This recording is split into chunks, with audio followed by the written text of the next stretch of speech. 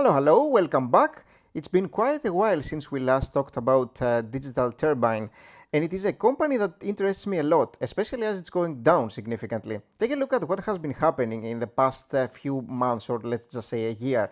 The stock has been going down and down and down and down in a massive downward spiral over here. And so, as it's sitting at $6 with the 1 year high of at 20 and actually even more when you take it a little bit further, and actually if you take it back 5 years, significantly more, it's interesting to see whether this one could be a buy right now. And Digital Turbine in their previous, that's the Q1 earnings and pretty much revenue beat estimates, they did fairly well. That was August 8, 2023. And as you'll see, they came out with quarterly earnings of 0.18 per share, beating the estimate of 0.12, and this compares to earnings of 0.38 per share a year ago. So it's actually down, but more than expected. And of course, we know what has been happening in the markets recently. Advertising has been going down in regards of expenses. Other companies do not really expend so much in regards to advertising, and so these companies like Digital Turbine, AdSense, all these advertising agencies pretty much are making less money, but still Digital Turbine beats estimates because they were kind of low to begin with, and they were kind of expected that they're not going to do super well in the last few quarters. And so there was a negative surprise as well here a quarter ago. It was expected that they would post earnings of 0.17 and they posted 0.14. So it's kind of going up and down a little bit. But regardless of what has been happening with the earnings report, the stock has been down. And again, take it back 5 years, it's been down a lot. Now, this is an interesting case because the PE ratio of the company was high at some point and then it started dropping and dropping and dropping. But now the company is also losing money. So it's interesting to see that, at least the past few quarters. And the price to cash flow ratio also kind of high, sitting at 56 right now, but it has been, pretty much variable for quite some time now, going upwards to like 150 almost, and then down to less than 50 at some point. Now, the company has been issuing shares as well, understandably so, when the stock price was higher in order to fund themselves pretty much. And they do have quite some expenses, quite some liabilities compared to the free cash flow that they generate. But it's nice to see that their revenue has been growing and their net income has been pretty much growing as well, with their most recent couple of years going down a little bit again because of what has been happening with the pandemic and all that, and the economy, the overall economy. The free cash flow, again, similar story, and it's kind of the same as you'll see here. As expected, it's pretty much the same trajectory over here. And the total equity growth of the company is positive as well, because again, this has been funded by pretty much the outstanding shares that they have been printing, and also the money that they have been making through the years. Now, they don't have a lot of debt, and their margins, again, really variable right here because they're getting into negative territory, and this is why the stock has been falling recently. And it may be an interesting opportunity, and this is why I want to be examining here. I think this one could, you could have a case for this one to potentially buy and have some risk for sure, but it could potentially do fairly well, I think. Now, I want to take a little bit of a look at the income statements of the past just to see what the company has been doing, and we will get a sense of whether it makes sense to invest right now. Now, as you'll see, the revenue has been, for the most part, heading upwards, apart from 2023, that's the fiscal year, where it went down almost 11%, so this is obviously not great to see. And in regards to their net income, for the most part, they have been making like 15 million, 50 over here, 35, 16. So they haven't been making a ton. But remember, if you go back to our stock analysis metrics page here, you will see that the market cap of the company is 600 million right now. It's not more than $1 billion, and significantly more than $1 billion that it used to be. And so right now, it makes more sense potentially to buy the stock at this valuation is the thing. Remember, whatever I'm doing here, you can use our tool, which you can find on myinvestorsheaven.com, and any of our Patreons, every one of our Patreons has full access to our tool. So you can find the link in the description box below this video if you're interested.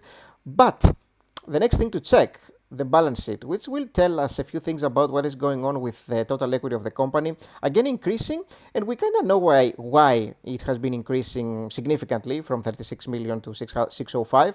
As you can understand, this doesn't really have to do with the retained earnings, because for the most part they have been negative, but it has a lot to do with the additional paid-in capital. So retained earnings are basically the cumulative earnings that the company has been generating through the fiscal years in this case.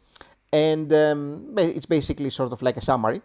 And the additional paid-in capital is how much the company has been making because of stock issuance. So they have been issuing tons of shares, especially the past couple of years, where the stock price has been going down, understandably so. Now, the next thing to check, of course, is the cash flow. And again, we kind of expect the cash flow to be a little, more or less about how much the net income is, probably a little bit more. So 35 over here, and the operating cash flow at 85 million and 15 in the past year. And if you take it back to down to the free cash flow, you will see that previous year, that's fiscal year 2023, 10 million in free cash flow. Previous year, 61, 53, 26. So it's not really looking that horrible. It's just basically this fiscal year that the company hasn't been doing that great is the thing. And this is why the stock has been going down quite precipitously, is the reason. Now, as I'm looking through the news module of our tool, pretty much, which you can find here in our stock news, I was taking a look at some details about Digital Turbine and what is happening in the overall market. And so you will see that there's an increase in short interest, meaning that more people are actually willing to short the stock right now. And there are adjustments in institutional holdings.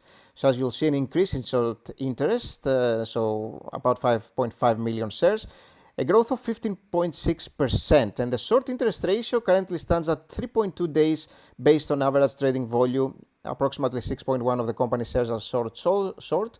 That's not terrible. It's not that high. Typically, anything more than 10% tends to be considered relatively high, but you can see that there is an increase in people who are willing to short. Potentially, maybe it could give us a short squeeze as well, although it's not that high at the moment. But it looks like people are bearish for the most part yet, but also indicating that as a trader you may want to reconsider buying this one right now if you are considering of buying it. And of course we will examine whether it's a good buy right now, taking a look at our discounted cash flow model as well. And recent reports indicate that institutional investors have made adjustments to their holdings. Now, QuantBot Technologies, for example, purchased a new stake in the company.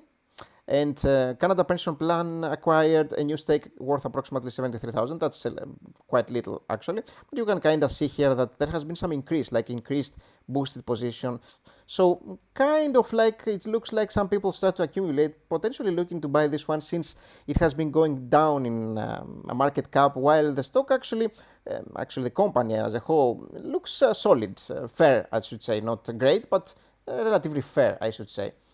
Now, I want to go back and examine our stock evaluator, stock evaluation tool, which will tell us whether this one could be an interesting buy. Now, the revenue growth that the company has been achieving, you can kind of see it here in our handy little table. Last year was negative, but I'm going to go with low positive values, very low actually. I'm going to go 5, 8, and 11. The company has been a little bit all over the place, doing 30%, then 100, then 138. That's why it boomed quite significantly and people kept buying as it was overbought. And this is why at some point it fell down and now it's getting down to its senses or close to that potentially.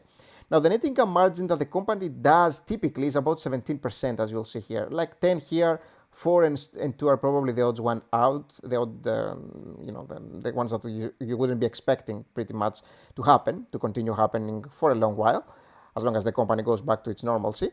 And so I'm going to use something between 10 and 17. And I'm going to go 10, 13, and 16 actually.